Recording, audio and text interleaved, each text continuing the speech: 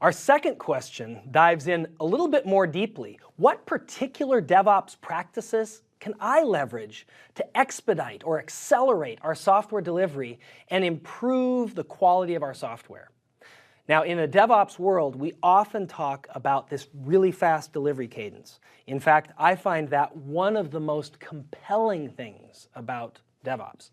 However, another side effect is generally a dramatic increase in the overall quality of the application as well. So that's important. So what can I do to get high quality and fast feedback?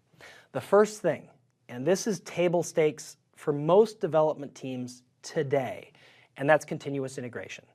Every time a developer checks in code, we should be building that code and running all of the unit tests or a subset of the unit tests that are available to that application.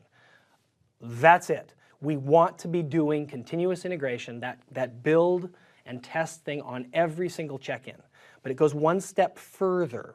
In a DevOps world with that fast delivery cycle, we want to be integrating our code, right? It's not just that we're doing a check-in and a build. We want to be taking our many branches and very often getting those branches all merged into one particular area that we can leverage. One particular branch, if you will, that we can build and see, is our code integrated well? And then run those unit tests and those builds. So continuous integration, it's not just commit, build, unit test. It's making sure that we're very often committing into the same branch. And that means using a tool potentially like Git, which evolves very quickly with small branches that are merged rapidly back to main. Sometimes one developer will take 3 or 4 branches off of their development or master branch and get them back into that branch in a very, very rapid cadence. So continuous integration is that first core piece. Continuous deployment is another. And this deployment is when we're getting our app and we're deploying it out to our servers. Now, there's a little bit of gentle terminology I'm using here. I'm using continuous deployment, not necessarily continuous delivery. And there's a distinction. Continuous deployment means I'm deploying my product into a production-like environment, and maybe even production. Continuous delivery implies that I'm actually delivering those features to my end customers. And there's a distinction. We want to deploy as rapidly as possible, often into production. But sometimes we want to apply a feature flag or some way to turn off that feature so it doesn't actually go to our core end users. Why would we do that? Why not just put it in a test environment?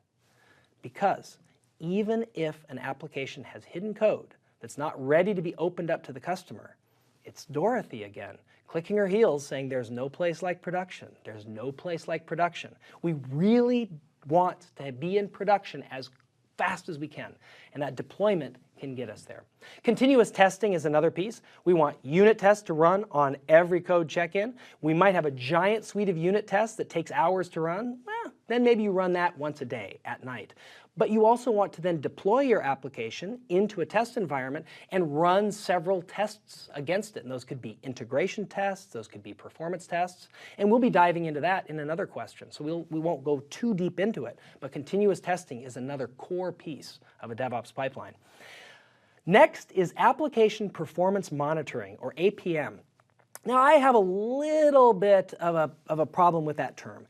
When it first came out and the APM tools we used, we tended to think of them as merely monitoring the performance of our application. Makes sense? APM, application performance monitoring, monitoring the performance of our application. But performance in a DevOps world goes beyond how your CPU is doing, how much memory you're using, what's the load, how many servers do you have running it. It goes far beyond that.